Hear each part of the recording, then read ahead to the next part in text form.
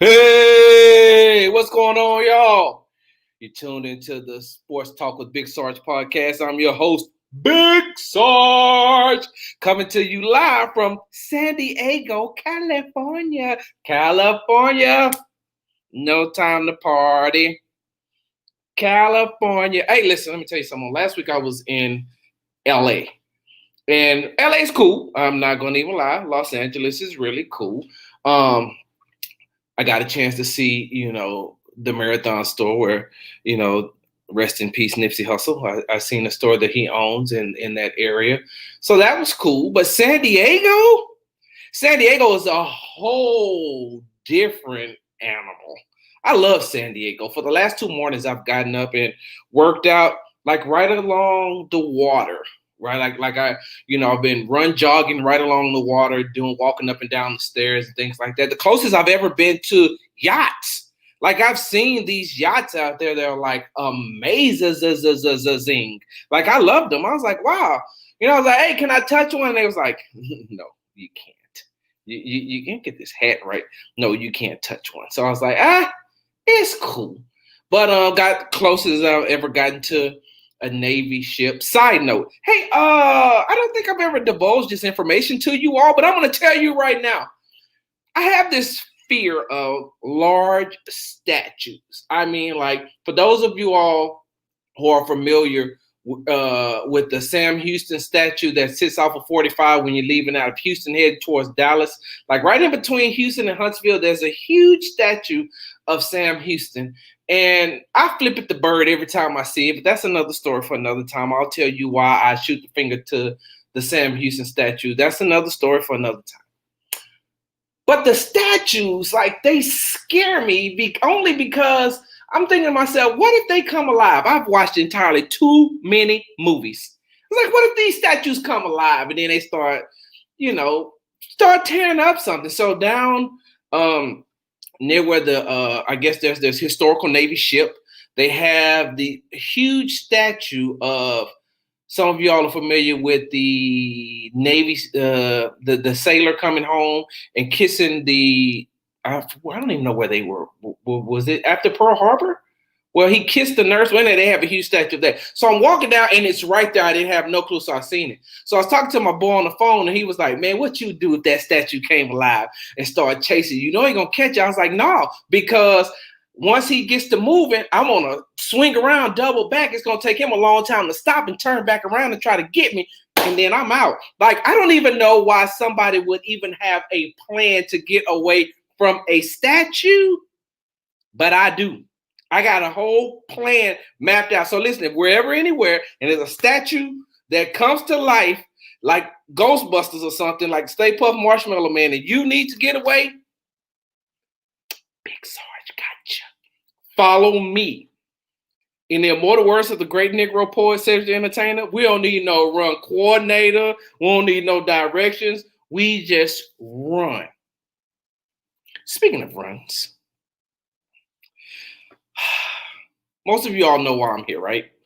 I'm here to cover the 2020 American League Championship Series between the Houston Astros and the Tampa Bay Rays. Now, the Astros, they down in the series 3-0 to Tampa Bay. And, today is a must-win game. The game starts at 5:40, I think, 5:40 Pacific time, so which is 7:40 back home in Houston.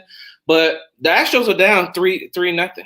And if you all look at the title of this, I titled this, hey, can somebody get Jimmy Butler's phone number?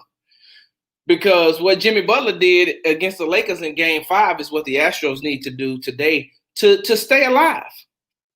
That's exactly what they need to do to stay alive. They need to go out there and leave it all on the field like Jimmy Butler did against the Los Angeles Lakers in Game 5 of the NBA Finals.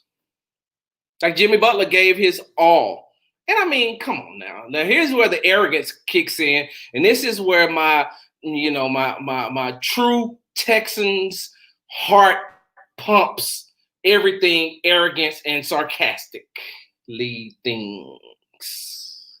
Hey, listen, I wouldn't expect anything else from Jimmy Butler. I mean, he's from Texas. What would you expect? He's from the United States of Texas, as a matter of fact. So anyway, I digress. The Astros have to come out and they have to leave it all on the field today because being down 3-0, that's a hard hole to climb out of.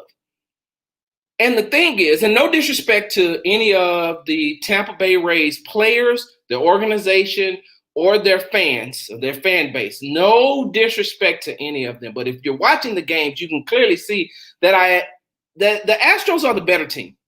And I'm not just saying that because I'm here covering the Astros. I'm not saying that because I am an Astros fan, away from my profession. I like the Astros, period. But I'm looking at the games and I'm watching these games and I'm saying to myself, the Astros are the better team. The Astros are matching them pitch for pitch. They have great pitch. They're getting great pitching, just like the Tampa Bay Rays are getting great pitching. The Astros are out hitting the Rays. They are getting good hits. They're not getting timely hits, and that's the problem. They're not getting timely hits, and they're not getting enough runs. And so that's the issue. So when I'm looking at this Astros team that I've covered for the last 4 years, if I'm looking at this Astros team that I've watched the entire year, that I've traveled some with, and I'm here right now, and I'm watching them, and I'm saying to myself, they are playing some good baseball. They're just getting some bad breaks. Now, before I get into the Altuve errors, let me say this. Last night, I asked Carlos Correa, shortstop for the Houston Astros, a question. Because this is how I feel, but, once again, I'm not a professional player. I'm only, part of the media. I feel like the reason why the Rays have the advantage is because they're going on their 9th game here at Petco Park. They're playing their 9th game here in San Diego. They had a 5-game series with the New York Yankees, and now they're playing the Astros for the 4th game in the ALCS. That's 9 games in a row. That is home field advantage, especially when you have an Astros team who played in Minnesota to start off the playoffs, and then when they were in the wild card, and then they played 2 games against Minnesota in the wild card. Then they went to LA to play in the ALDS, and then they came here to play in the ALCS for a chance to go to the World Series. When you look at that, they're doing all this traveling. Now, mind you, they ended the season traveling to Seattle, traveling to Arlington, traveling from Arlington to Minnesota, from Minnesota to LA, from LA to San Diego. The Astros haven't been home in almost a month. They've been traveling compared to Tampa being here in San Diego, familiarizing themselves with not only the park. Let me tell you something. That is a huge park. Petco Park is huge. And so when you see the great defensive plays that the Rays are making, that's because they know this park by now. Playing in it for 2 weeks, you know it, compared to playing in it for the 4th day. Yes, the Astros did play here for 3 games in the regular season, but that was after they had played in Colorado. They played in Colorado, they came here and played, and then they kept traveling. They didn't stop here. So this is just I'm sorry, they didn't stay here to finish out the season. They only stopped here for a 3-game series and they moved on. The Rays have been here for 2 weeks.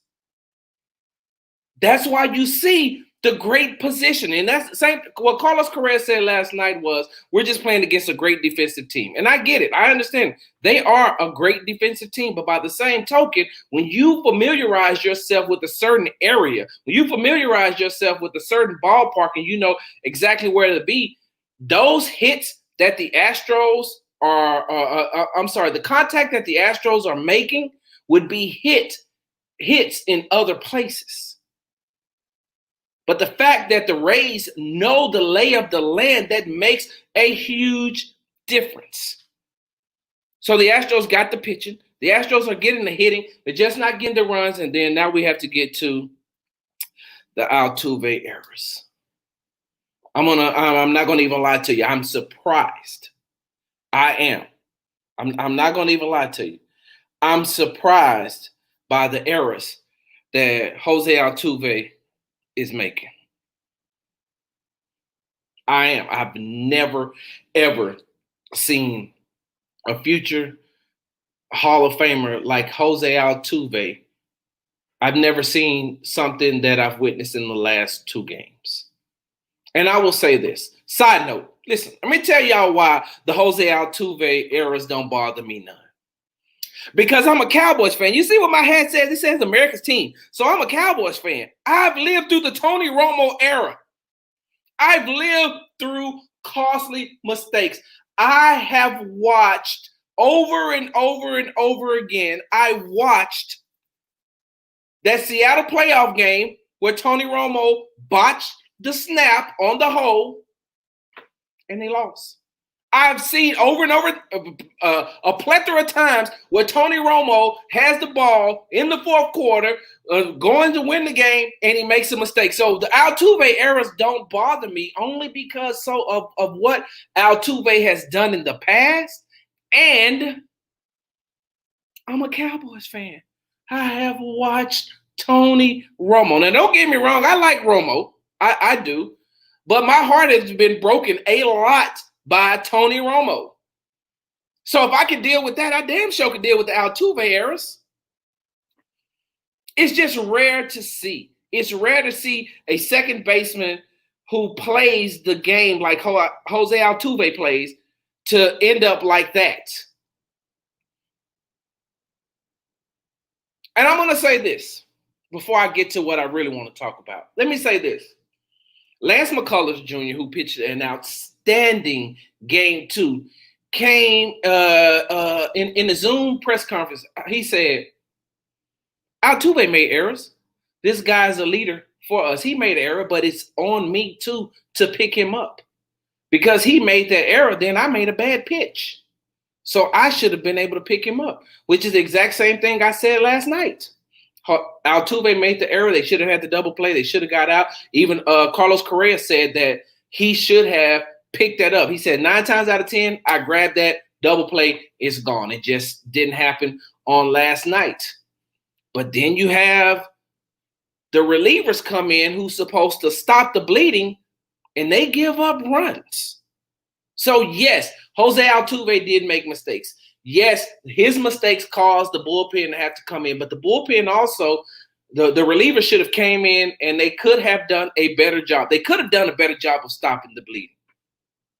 So that does not bother me. I said this on social media. I'll say this right here, right now. You're looking at a team that came into the playoffs under 500. You're looking at a team that has been dealing with scrutiny since the beginning of the season. They're hated on by most of the media, most of the sports fans, and hell, they even said they even talked about the Astros doing the Supreme Court confirmation hearings today. One of the senators from Nebraska, which, by the way, side note, sir, why don't you worry about getting Scott Frost together? Why don't you worry about the Nebraska Cornhuskers football program and how bad they suck? Also worry about them being on sanctions. How about you go and clean up, sweep around your own front door? Oh, before you sweep around mine. Some of y'all too young to know that. But before you start talking about the Astros, you need to go ahead and fix whatever's going on in Nebraska. So, as I digress, I got one more thing that I want to say. So I went back and forth on last night, right? I went back and forth with some people. I went back and forth with some people on social media last night about when the bases was loaded with 1 out. I can't remember who the hitter was. It was Kyle Tucker. Kyle Tucker hit the ball out into left field to the left fielder Renfroe from the Rays. He came in, caught the ball, and Jose Altuve was halfway through. He didn't tag up and run home. So a lot of people were saying, well, he should have tagged up and ran home. Jose Altuve should have tagged and ran home and made the outfielder make the play. One, Renfroe has 30 assisted outs. Assisted means that he's thrown people out from the outfield. 30. 2, I am watching live. Where I'm sitting at in Petco Park is in left field. When Kyle Tucker makes that hit, I'm watching the left fielder, and I'm watching him gain, excuse me, I'm watching him gain momentum as he's coming in to try to make this play. As he makes the play, yes, he slides, but he pops right back up. When he slides and he pops right back up, he still has the momentum to make the throw home. I'm watching this in real time. And I'm saying to myself, if I'm Altuve, I don't run either. And this isn't the Altuve of old. He's dealt with some injuries this year. He does not have the speed that he has due to some injuries that he suffered from this season. So I don't trust Altuve to make that run from third. I don't trust Altuve to gain momentum to run from third base to home on that guy. Altuve got 2 stolen bases this year. That's the same amount of momentum you have to conjure up to be able to run home from third. Not only that, he has to go back, tag, and wait, and then take off. So, of course, people told me I didn't know what I was talking about. Make the play. I think that you're confused or misunderstanding on how a player sliding like that on his backside can just come home, has zero chance of throwing the ball home. No, go back and watch the momentum. He has the momentum to slide, get the ball, get up, and go. So I said to myself, wait a minute. I started thinking about something. And I said, if I'm not mistaken, Jose Altuve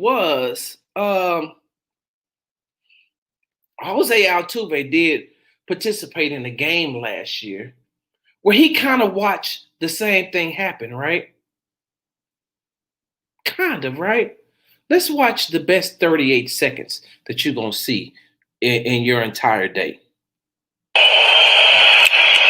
Little fly ball, that is trouble, and diving catch by Bradley from behind the runner.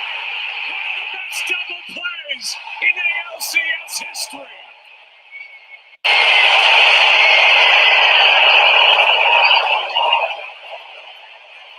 That ends the top of the 7th. Michael Bradley step into the spotlight.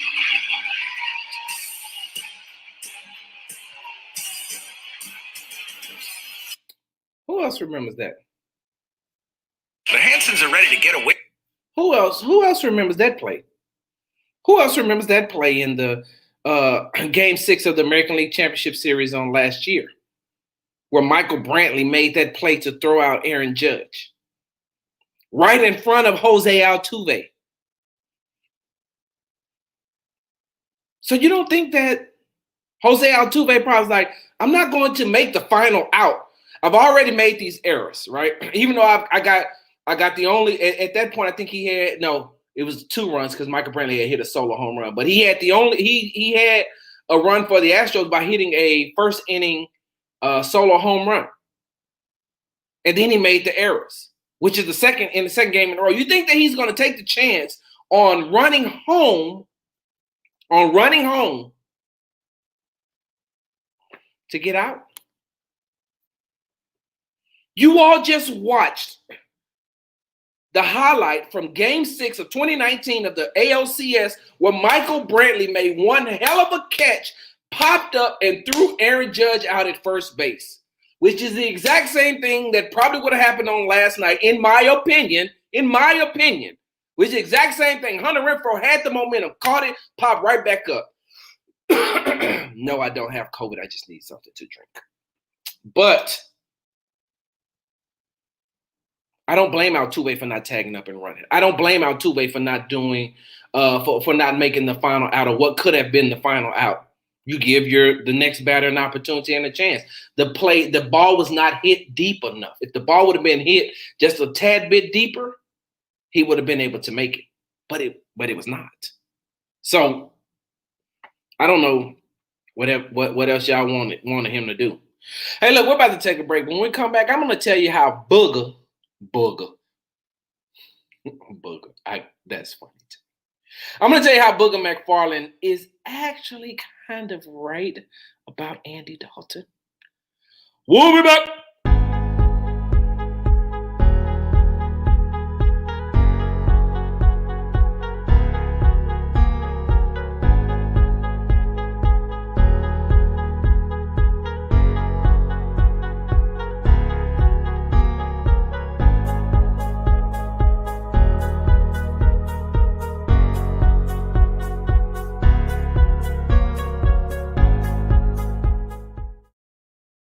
Hey, and we're back.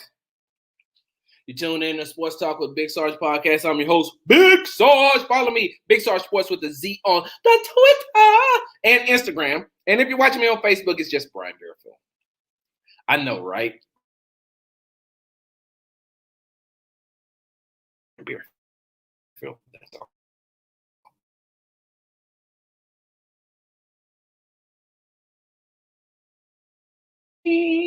Something's going. There we go. So on Sunday, my team, the Dallas Cowboys, the team that I root for, suffered a catastrophic injury to their starting quarterback, Dak Prescott. Now, I will not inundate you all with all the, well, this is what Dak should have done when he was holding out for a contract. He should have just continued to hold out. You know, this is how Dak lost his money. This is the chance that you take when you're playing on a franchise tag. I don't want to talk about all that. Y'all can save that for another time. And I'm not knocking anybody who talked about it. What I'm saying is I don't want to talk about it. I get it. I got it. Dak rolled the dice. I put it like this.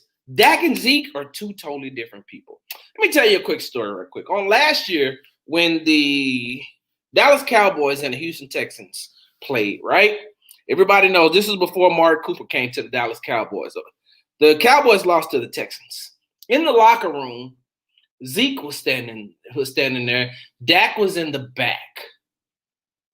I think Dak had taken a shower, gotten dressed, but he was in the back somewhere. But their lockers are right next to each other. And so Zeke was standing there and he was pissed because they had lost. So Zeke screams out, "I'm tired of losing," right? Screams out, "I am tired of losing." Dak didn't say nothing, just walk right out, right? I was like, So kind of see who the alpha male is this. If you've looked at everything that has transpired with the Black Lives Matter, with the protesting, the kneeling of the national anthem, you all knew that Dak Prescott was not going to be the one to sit out. Dak Prescott was not going to be the one to hold out. And that's his prerogative. If that's what he wants to do, that's what he wants to do. I'm never going to stick my hand in another man's pocket. I'm never going to tell another man what they should and what they shouldn't do. I don't agree with some of the stances that Dak Prescott has taken, and I understand that he was a fourth-round pick, but you're the franchise quarterback for the Dallas Cowboys. You have more power than you think, Dak. You don't have to keep letting Jerry Jones. I digress. So we watched that catastrophic injury, right? We watched Dak get carted off the field. It hurt my heart. I felt sorry for Dak. I'm not going to even lie, but I wasn't the only one. America joined in, and you know, former players now in the NFL, players in other sports said how much it hurt to watch and to see Dak Prescott being taken off the field right there with the season-ending injury. So then Andy Dalton comes in and he leads the Cowboys to victory. They beat the Jets. I don't even want to talk about that. Catastrophic. Anyway, he led them to victory over the Giants, right? And so that led Booger McFarland to make some comments that pissed some people off. And I'm about to as well. It's been a minute since I've done this, but I'm starting to, it's like riding a bike. It's like getting back on it like, yeah, I'm ready. Let's do this. Yeah, I'm about to piss y'all off, and I don't care.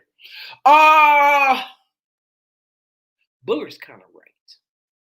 What Booger McFarland said was the Dallas Cowboys may be better off with Andy Dalton than Dak Prescott right now.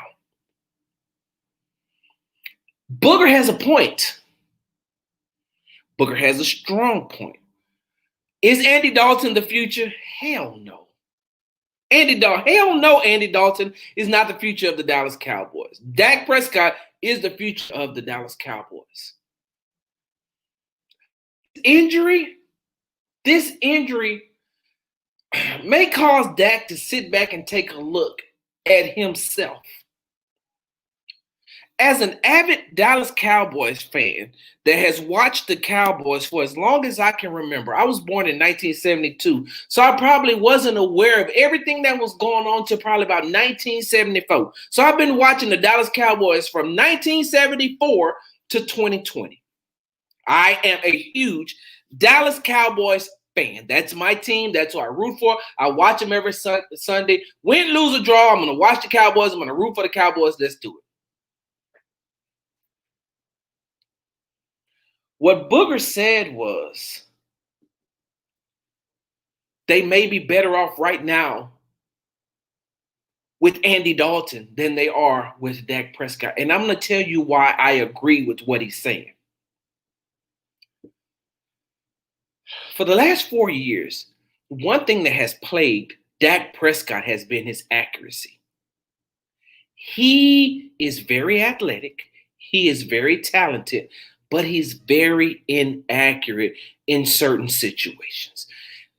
Dak isn't one of those players, isn't one of those quarterbacks that can throw a wide receiver open.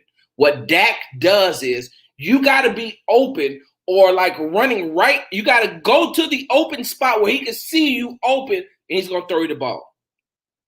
I mentioned Tony Romo early, but the one thing that I loved about Tony Romo, especially when he played with Dez Bryant, was he dropped back. He knew that he was going to Dez Bryant. He dropped back. He let Dez hand wrestle and fight with the defender. However long he was going to do, he's looking this way, even though he knows he's coming back to Dez Bryant. He dropped back, let him hand wrestle, do whatever he needs to do, and just put the ball in the spot. Because by that time, Dez Bryant is coming open. Dez Bryant is finished hand wrestling with the defender. He's strong enough. He's throwing him off, and now he's going to the spot. Romo knows where he's supposed to be, so he throws it to a spot. Dez catches the ball in the spot.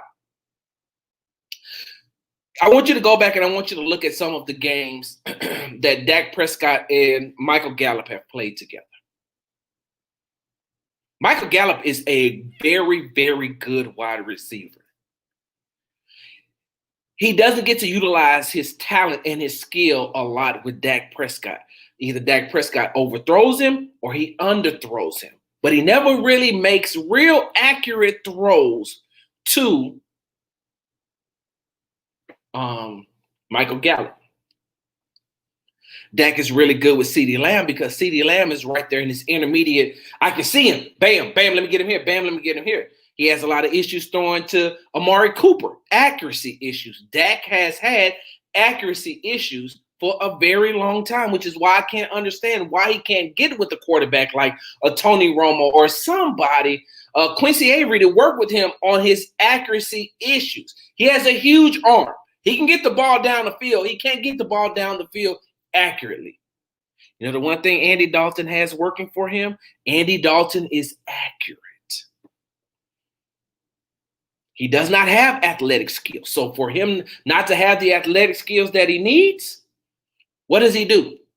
He's accurate. And now that he has these wide receivers with him, they're going to look, their offense is going to look a little bit different, of course, because Dak's athleticism is not in there, but you have Dalton's accuracy in there. So I could see what Booger is talking about. I can see that for right now, the Dallas Cowboys should be okay for the rest of the season. They can't be that way in next year or going forward 3 years from now. Andy Dalton is not the future, but Andy Dalton is right now. He's a good stopgap right now because he has accuracy. He knows where to put the ball. He can't get out. He can't run the naked bootlegs like Dak. Of course he can't. And sometimes the athleticism is what kills Dak. Case in point. 2 weeks ago, Cowboys are playing the Seahawks, right? Cowboys got the ball. Dak makes one hell of an athletic play to get out and to roll out, right? So if you look at the play, if you freeze frame it when Dak rolls out to the left, all the field is open. They still have like 13 seconds. The entire field is open on the left-hand side. All Dak has to do is take off, run out of bounds, and live to fight another day. Give them one more play, one more chance to get the ball into the end zone. Instead, Dak rolled out, threw off the opposite foot into coverage, threw an interception in the game.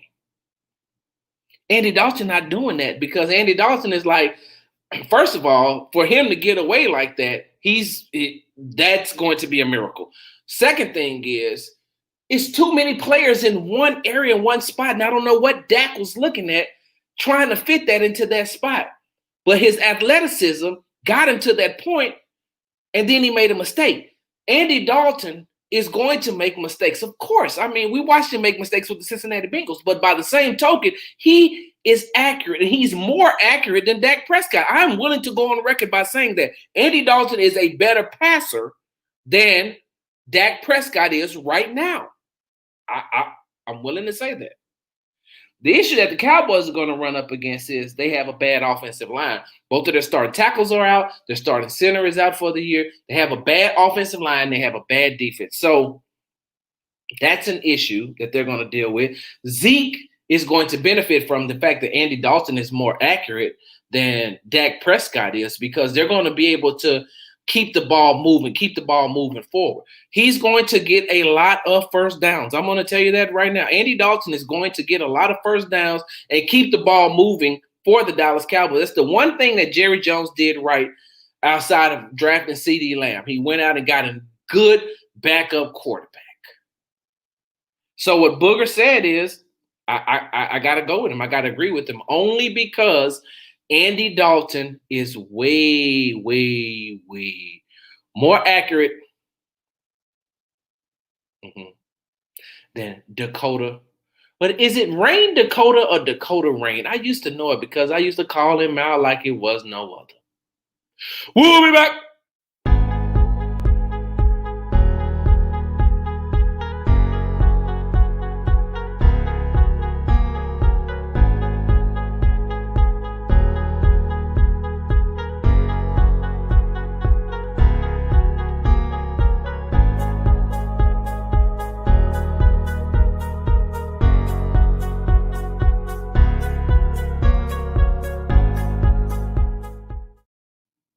Hey! And we're back. Tune in to Sports Talk with Big Sarge Podcast. I'm your host, Big Sarge. Follow me on Twitter, Big Sarge Sports with a Z at the end. On Instagram, Big Sarge Sports with a Z at the end. Follow me. I think that I'm a great follow. You know what? I really think that I am. The problem is on Twitter is that no matter what, no matter if you're right, no matter if you're wrong, people are going to say and what they want to say and feel how they want to feel. I try to tell them all the time, this is nothing but an algorithm. X's and O's. Ones and zeros. I said X's and O's. Ones and zeros. That's it. That's all it is ones and zeros. An algorithm that is designed to just keep it moving. You know what happens? I'll read something on Twitter. I'll refresh, and then I don't see it no more. And I'm cool with that. Boy, a lot of y'all stay angry on Twitter. And I'll be saying to myself, how do you wake up that angry? How are you angry throughout the entire day? Just mad. On Twitter, they stay mad. Can't nothing ever go right on Twitter. And I say to myself, are y'all serious right now? Hey, but follow me though, Big Sarge Sports with AC. All right, this Sunday, the Texans will take on the Titans, and I'm going to tell you why the Texans beating the Titans. That is not going to be an upset. And just like you all, I watched the Titans play on last night. I watched the Titans defeat the Buffalo Bills, an undefeated team. I watched them. I watched Derrick Henry. Y'all remember a time when Josh Norman was supposed to be tough? Like, I remember when Josh Norman was supposed to be tough, but I also remember, didn't Cam Newton put them hands on Josh Norman? Cam Newton put them hands on Josh Norman, right? Josh Norman, you will forever be a meme now. Did Josh Norman talk trash to Odell Beckham Jr.? And Odell Beckham Jr. was in his own head. And if he hadn't been in his own head, he would have destroyed Norman. If I'm not mistaken, the first game, the first play of that game, first or second play of that game, Odell Beckham Jr. blew right past Josh Norman and dropped a 50-yard touchdown pass. You know who Josh Norman is? Let's just go ahead and call it like a T.I. is. You know who Josh Norman is? Josh Norman is Patrick Beverley. You remember when Russell Westbrook said, Patrick Beverley pretty much sold y'all a dream on how he's good, and he's not. Patrick Beverley been lying to y'all. He ain't good. He sold y'all a dream. That's the exact same thing Josh Norman did. Cornerback for the Buffalo Bills. Like Josh Norman sold us a dream on how good he was, and he wasn't that good. He's just like Patrick Beverley was one of those guys who overachieved. Now, I give a shout out to both of them for making it to the league. I never did. I would have liked to. If I could have gone back, I wouldn't have not gotten myself so caught up in, you know what was the downfall for Big Sarge? Let me just go ahead and tell you. The downfall for Big Sarge in high school wasn't talent. It was discipline and girls. Discipline and young ladies. All they had to tell me was, oh, you so pretty with your little black chocolate skin. You got a dimple and you bow-legged. I was done. I was like an IG model who get a DM from one of the world champion Los Angeles Lakers by the name of not going to say that. But yeah, that caused my downfall. So as I digress, Josh Norman made us believe that he was tough, and he's not. Josh Norman made us believe that he's good, and he's not. So I wasn't surprised when Derrick Henry pushed him right off his feet. And now every time I go on social media, I watch Josh Norman.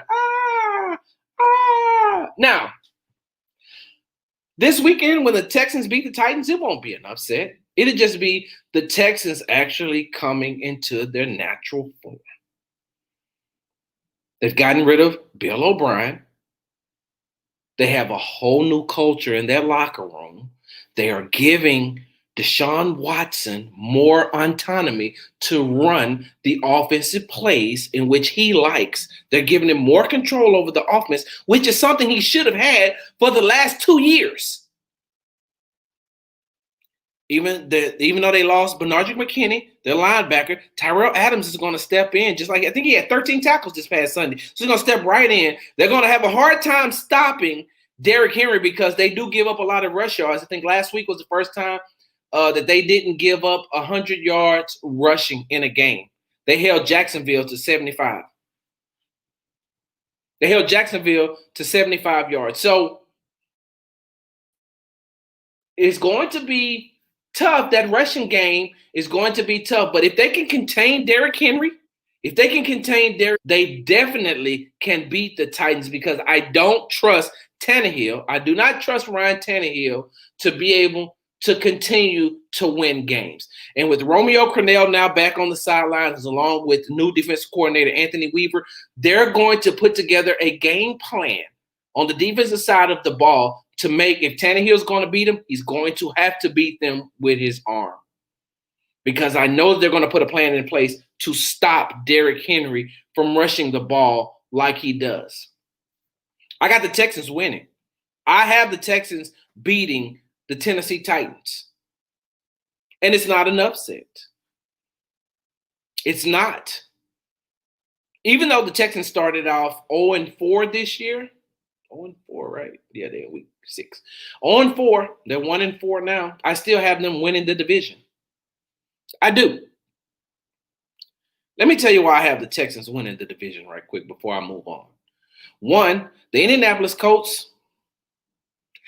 The worst mistake the Indianapolis Colts could have ever done was getting Phillip Rivers and benching Jacoby Brissett. Jacoby Brissett was the best thing for that Tennessee Titans.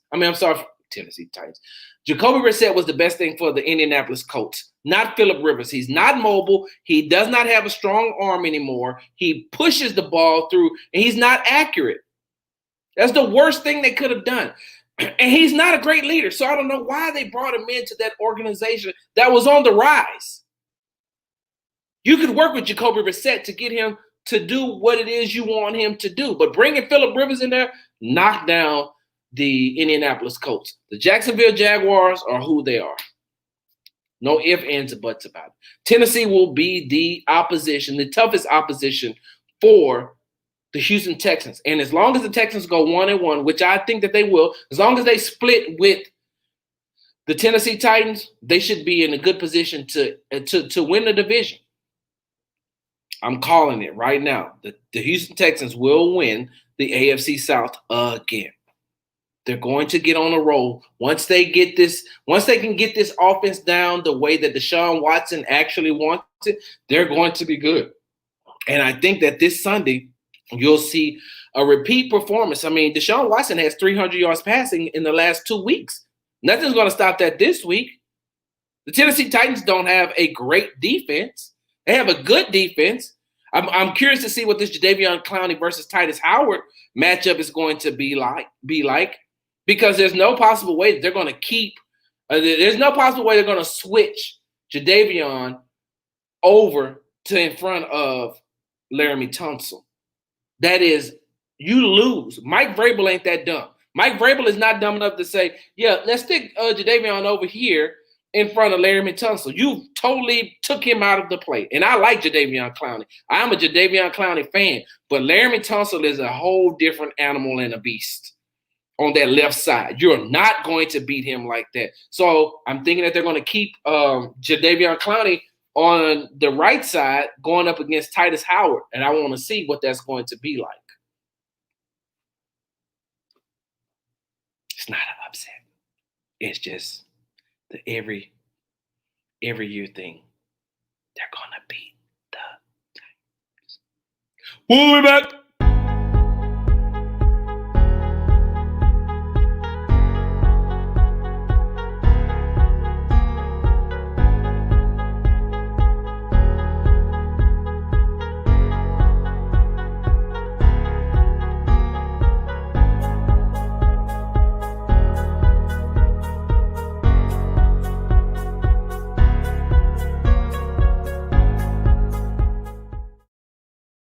Hey, welcome back.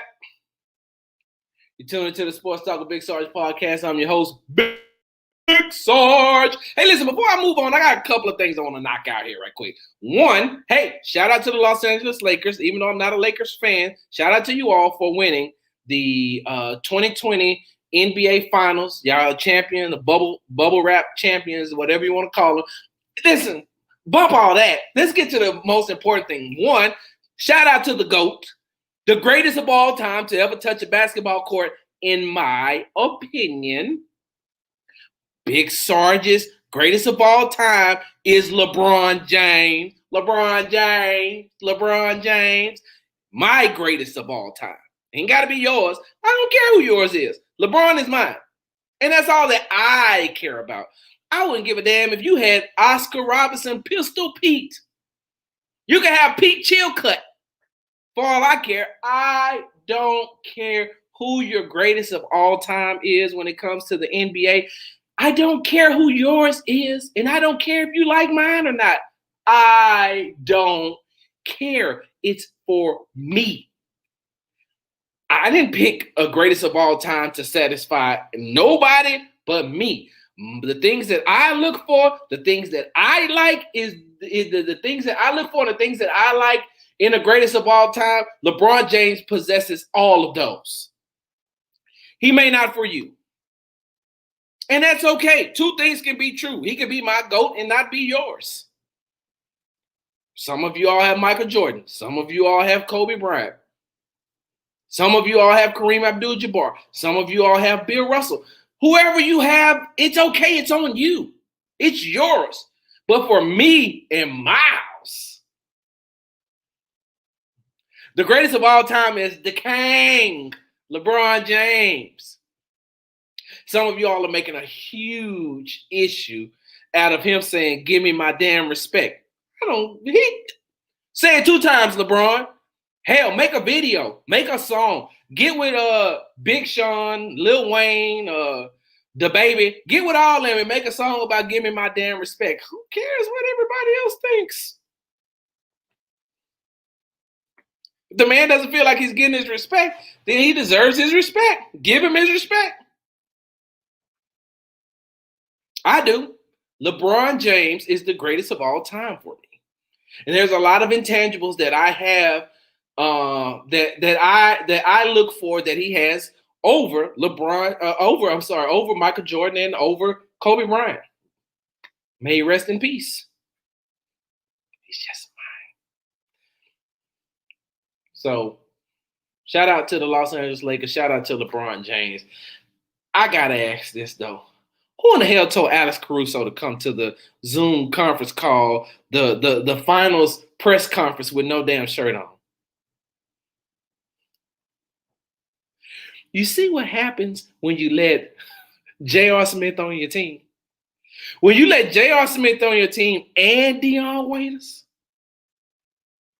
two dudes that I know had gummies in the bubble, and by gummies, you know what I mean by gummies, right? Two dudes I know that had gummies. J.R. Smith and Dion Waiters. You see the influence that you all have on a young Republican in Alex Caruso? Now, listen, that's just jokes, okay? I don't know. He could be a Democrat. He could be an independent. I have no clue. But when you send a young Alex Caruso to the Zoom press conference with no shirt on, what the hell was y'all thinking? It's bad enough you sent Kyle Kuzma there with no shirt on. Somebody should tell, hey, you got to put on the shirt. But I'm pretty sure JR's like, no, you good.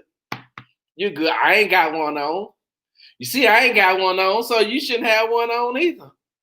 Be like, yeah, but JR, you didn't even have to take your uniform off. Like, you could have wore your uniform, like, during games 3, 4, and 5. And because you didn't sweat. Like, you barely even warmed up. So you didn't really need to take your uniform off. So, I mean, could have kept it on. Hey, do Jared Dudley get a ring? Jared Dudley get a ring, right? Oh, my God. I'm glad they let Jared Dudley come to the post-game press conference with no shirt on. Jared Dudley's body looked like silly putty. At least Kyle Kuzma and Alex Caruso got some type of muscular structure. At least Jared Dudley looked like silly putty.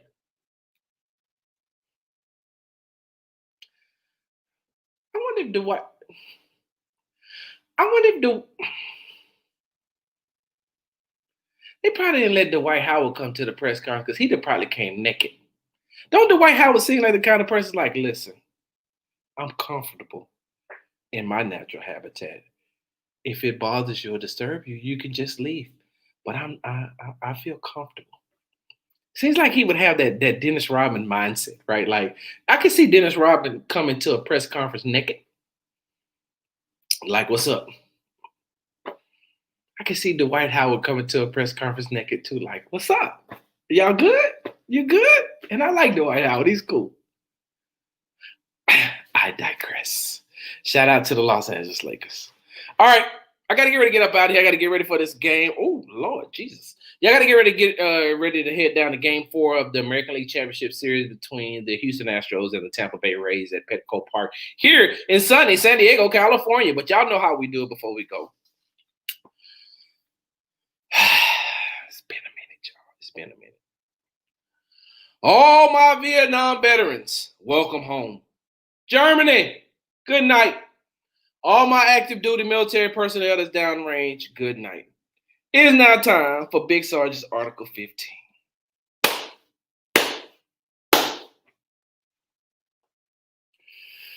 Oh, I hate to do this, but I got to do it.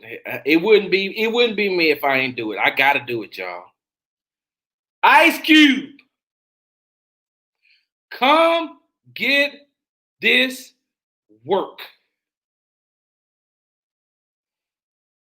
So, Ice Cube, I understand what you're trying to do.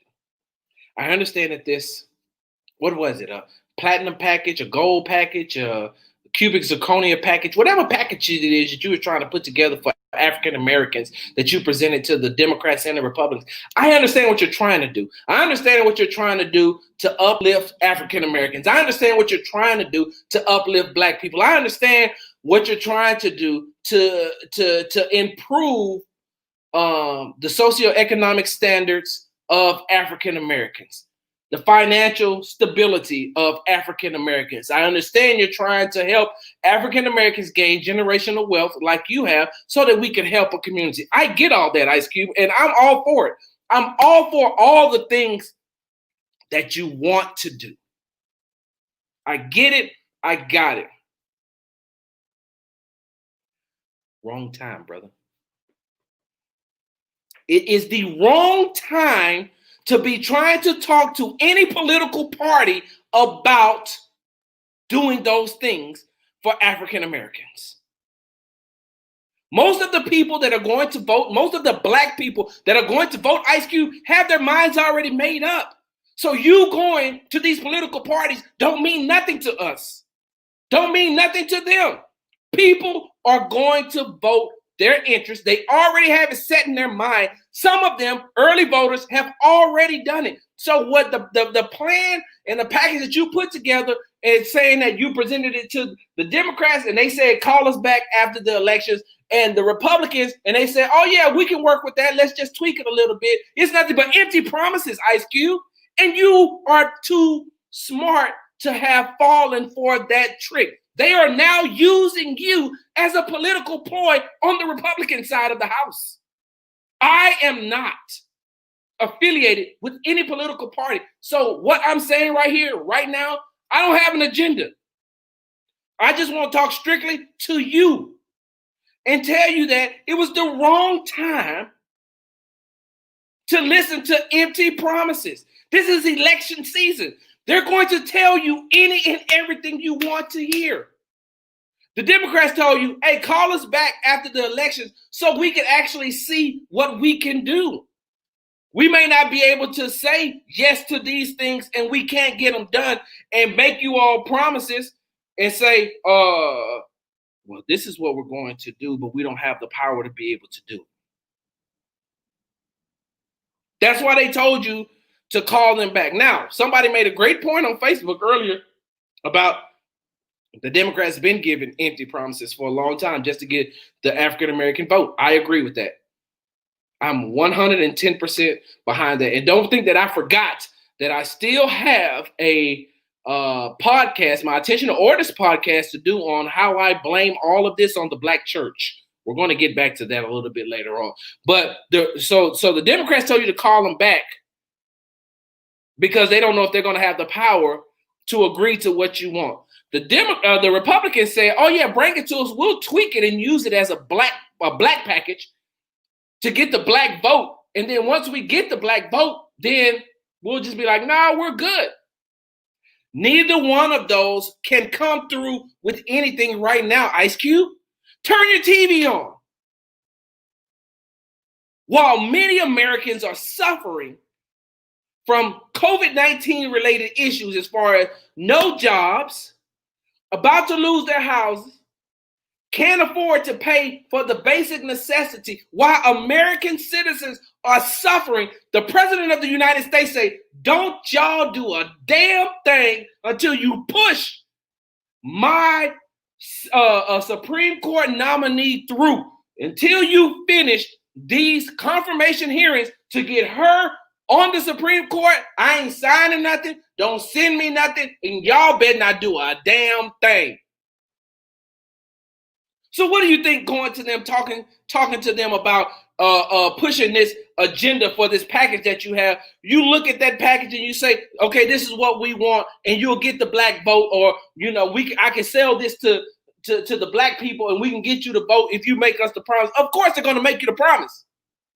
But all you got to do is turn on your TV to any news station right now, and instead of voting on a stimulus package that has been sitting on Mitch McConnell's desk for over 150 days, they are doing a confirmation hearing for a Supreme Court nominee. So while I understand what you're trying to do, Ice Cube, you're too smart for that. You've been around too long for that. We all watched Straight Outta Compton. We know how you were able to get out of your contract because you were smarter than that.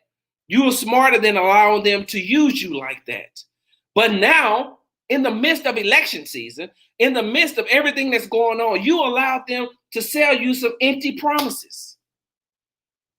No, you did not endorse anybody. You did not endorse Biden. You did not endorse former Vice President Joe Biden. And you did not endorse President Donald Trump. You didn't endorse anybody. You presented them a package. A package that on paper looks great for African Americans. It's just something that we need to see after the elections, after they vote for the Congress, and after they vote for the Senate, and after they vote local, and after they vote for the state, and after they vote for in the general election. None of that stuff that you presented on paper can be done right now, Ice Cube. And if they tell you that it can be and it will be, it'll just be another long list of paperwork. And it'll just be like, question, before I get ready to get up out of here. What made you think that they were going to agree to whatever it is you presented towards African Americans or for African Americans? What made you think that the Democrats or the Republicans were going to do that when they can't even come together for a stimulus package to help American citizens? Not just black people. Let's just remove black people. They can't even agree to help people. And you think that it was the right time to say, here's the black plan that I would like to see done? It'd be like, O'Shea Jackson Sr., huh? Straight Outta Compton. Played in all those lovely movies that I like. He changed his image. Owns the big three. He went from gangster rapper to family-friendly movie maker. Where are they now? Or where are they going? Or whatever the name of those movies are. Like O'Shea Jackson, Ice Cube changed his whole persona and perception in the world. He is the American dream. How he came from nothing and made himself something. And he's black. We can use him. You know who else had that same mindset? Kanye West. You know who else had that same mindset? Martin Luther King III. You know who else had that same mindset? Steve Harvey. You know who had that same mindset? Jim Brown. You know who had that same mindset? Ray Lewis. Ask me what has gotten done with them going to the White House or going to Trump Towers. What has gotten done for the African American people? You thought you was just going to stroll in there and get things changed on both sides? You just thought that you was going to roll into, you thought you was just going to stand in the middle and hand out two pieces of paper like this and say, this is my package for you Republicans and this is my package for you Democrats. Now, let me see y'all figure it out. Y'all get back to me. And they took your piece of paper and like, can you promise us the black vote? Because if you can, I can lie to you right now and tell you we can get this done. There was nothing that was going to come out of you presenting those packages. What you did was no better than what Charlemagne does. And I'm not going to call him that other name. He's just Charlemagne because he's not a god to me. He's not a god to me. He's nothing. Charlemagne, and I mean, we're keeping it 100, Ice Cube. You and Charlemagne got a lot in common. I mean, because y'all are both, you're in a higher tax bracket, but he's teetering, moving up towards that tax bracket. And every time I hear him and how he talks about the black agenda, what is the black agenda? What are they doing for black people? And this, that, and other. Then he talks right back out of the other side of his mouth and then says, oh, well, I asked this candidate about the black agenda, but what this candidate over here is doing is okay. It's cool. Yeah, because it's money related. Everything is money related. You didn't endorse a candidate, Ice Cube. I will repeatedly say that. But what you did was not smart. And what you did was the wrong time to get empty promises, which is the same thing that Charlemagne is looking for. Empty promises. If anything was going to be done for us, meaning African Americans, it would have been done already. The Democrats and the Republicans had how many years to help us? How many years have they had to help us? I'm not even talking about the last 4 in the Donald Trump era. I'm talking about the Donald Trump era. I'm talking about the President Barack Obama, President Donald Trump, President Barack Obama, President Bush, both of them, President Reagan, President Jimmy Carter, President Clinton, President Nixon. Like, when was the last time we've had something done for us? I'm gonna say this and then I'm gonna go because I'm not gonna keep hollering and saying anything over and over again. All I'm gonna do is say this.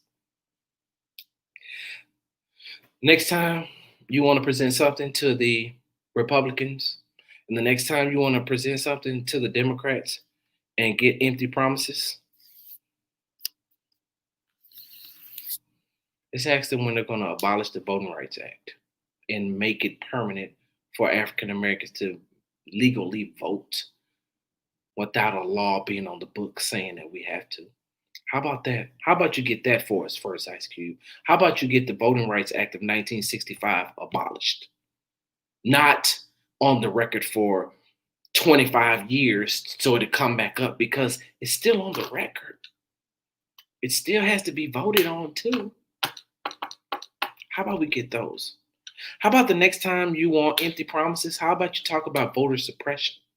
How about that? How about you get them to play fair in these neighborhoods where you got people standing outside in lines to vote over 11 to 15 hours. And the people at the polls are telling them, oh, our machines are down. We're having computer glitches. We don't know what's wrong. But you've had 4 years to get this thing right. You've had 4 years to get this thing prepared and ready. Right now, there should not be one glitch at any voting poll at all. Nowhere, no how. People should be able to get in and get out. You've had since 2016 to get these things together. Do you know how many test runs you could have done at the polls to get this thing done right? You know how many times you could have tested this new software, this new voting software?